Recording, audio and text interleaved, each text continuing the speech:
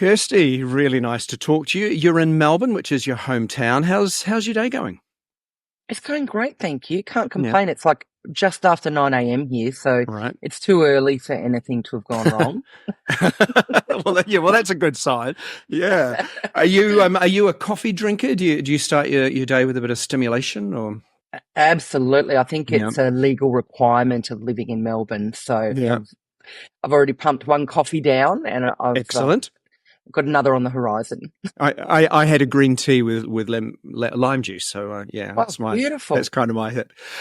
So we're going to be talking about your show. You're bringing it to New Zealand very shortly. I think it's a four city tour, um, and it's I'll be the judge of that. Explain the title for me. What's all that about? Thanks for asking. I think it's just a funny phrase. I like it. I like using it in jest with the tongue firmly placed in the cheek. And, the show is very loosely about trying to be less judgmental.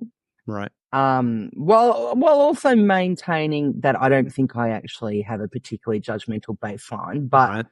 but still trying to rid myself of whatever judgment I do have in there. So it's basically a collection of silly stories and bits from over the last 12 months that are just weaved together with that sort of theme loosely in the background. But there is nothing world-beating or serious about the show. Excellent. No, well, that's good to know. But is there a secret, a general secret? I know you're going to be talking about that in your show, but is there a general secret to stop us being more judgmental? I mean, I try not to be, but there are times. Well, something I love, a quote that I love that I only heard in very recent times actually is instead of being judgmental, try being curious. Oh, okay, yeah. So working And out where someone's coming from, that kind of thing. yeah, or just wanting to know more about somebody or a topic and I don't know, it's very simple. It's just a quick little one-liner, but it really resonated with me because it's just one of those things where the penny drops and you think, yeah, you can really turn anything on its head and just be like, oh, I wonder why, rather than that sucks. Like, Well, I guess as an interviewer, I kind of get that because there are people I've interviewed or topics I've covered, and by asking questions, I've understood it better. And I try not to be judgmental in interviews. I'm definitely succeeding, I think, with you right now. I'm not I don't feel judging you. judged at all. That's good. That's good. Again, I don't want to give too much away, but there's a reference in the press materials about farmers. And I'm just wondering, what's your relationship with farmers or farming? I love that question. What is your relationship with farmers? Makes me feel immediately defensive. Like, I'm not what have you judging. heard? I'm not. Nothing. No relationship with farmers. Why? What are you saying? I've done a lot of research on you, Kirsty, a lot of research, and this keeps coming up time and time again. I don't know what, the Victorian Farmers Association, if there is such a thing. Yeah, so is there an issue there, or is there something there other than do you eat meat? I mean, is that? I don't. Well, that's a great angle. I don't. I'm a long-term vegetarian of about 30 years now. Yeah, very, very long term, but, it's in reference to a silly conversation that I had with farmers after a show one time here in Australia. And, when I was writing this show, I got to thinking about, this particular interaction with this group of farmers because it fits in beautifully with the whole theme of judgment.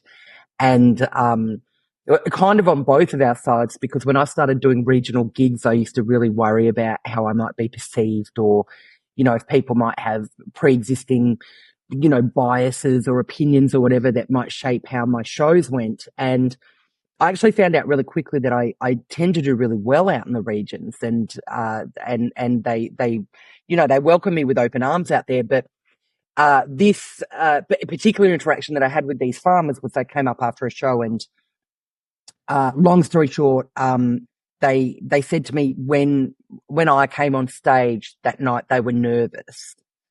And then their spokesperson said, but we loved you. Yeah. And we're farmers. And Interesting. I just found the whole thing really funny. And in that moment, like the thing that it made me think of was that I had no idea that farmers and I had been at war. And like Yeah. that was the sort of inference when they spoke to me I was like, oh, yeah, you know, like, can you believe it? We enjoyed your stand up and we're farmers. Wow. And farmers hate your type. Which is, it's of course not what they were meaning, but that's just how it sounded to me. And I just thought it was really funny. So I popped a bit into the show about it. But interesting that they were nervous. They said they were nervous about you. And your type. I mean, that could open all sorts of possibilities, doesn't it? I mean, are you a Capricorn or a Sagittarian? Is that what the issue was? Or well, crazy. It's very funny that you say that because I actually reference exactly what you just said in the book. About being a Sagittarian. I promise you, I have not stolen one of your scripts or your stories and read it. I give you my word of honor. Yeah. Yeah, you're like feeding back my show to me, great. Yeah, I've got it here on my I've got it on my screen. Okay, so the next point she talks about is this. So tell me about this. But there's something in the Australian psyche that I have always loved, and that is that Australians will insult you as a joke, and how you react to that insult is whether you're welcomed or you're not welcomed. So if you take it and you give a little bit back and you show that it's not really bothered you, then Australians love you. And maybe that's the thing, because you're someone who I've seen your routines. You're very down to earth. You say what you feel, and I think that would actually appeal to people, particularly in rural areas where they don't stand on bullshit, do they? They tell you how they feel. Yeah, absolutely. Yeah, thank you. That's a nice observation. I do. I think that's probably it as well. And that observation that you made about Australians is really funny as well. It's like the initial sense of humor is based around testing you. Yes. Yeah. Absolutely. Yeah, and it's like, oh no, okay, you can have a laugh at yourself. So you're in. It's like, surely there's easier ways to make friends. So some of your comedy is self-deprecating, obviously. But what's your approach to it? What is it that inspires you to tell a story, tell a joke? What are you hoping to relate to with your audience?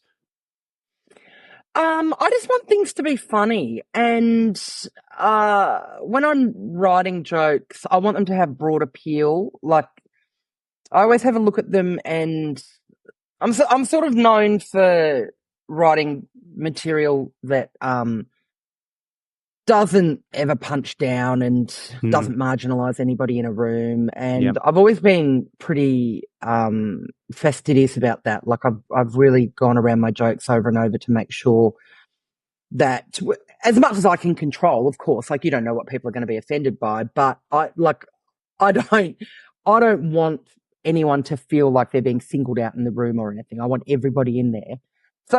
So broad strokes usually, topics that most people can relate to, and even the self-deprecating thing. I'm not actually self-deprecating.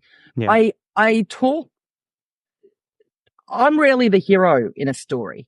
Like, usually it's about my misfortune or something. And if there's another person, like my partner in a story, they're always the hero.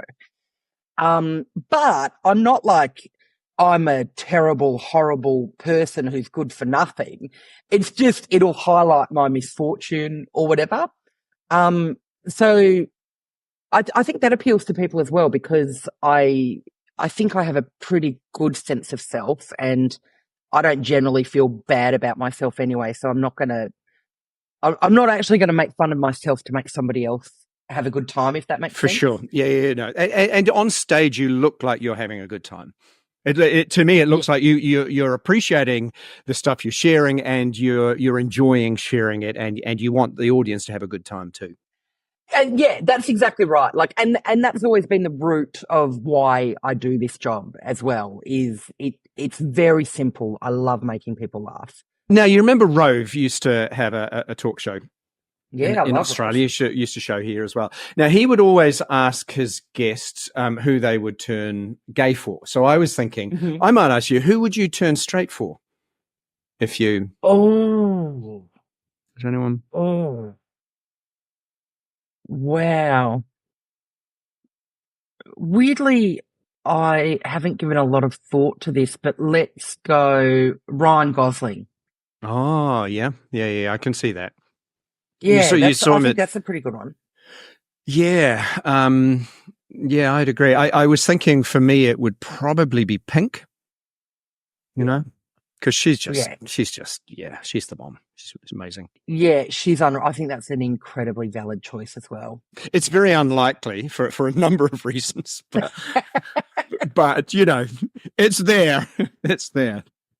And I suppose my final question to you would be: do you have a favorite go-to comfort food? Something you'll curl up on the sofa and just get into. Probably anything potato based. Yeah, like it's always my go. We're a big potatoes household here, just constantly.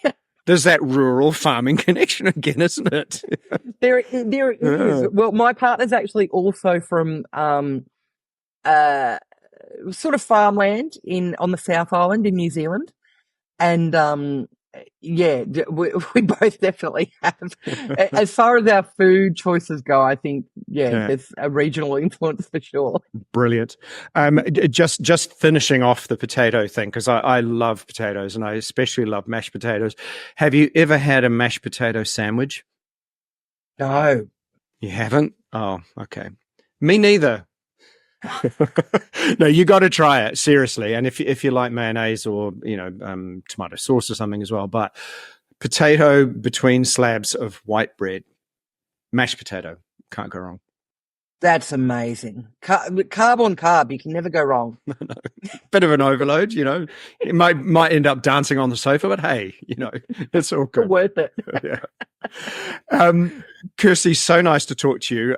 Really looking forward to seeing you here in New Zealand, and wishing you all the best. Thank you so much. Thank you for having me.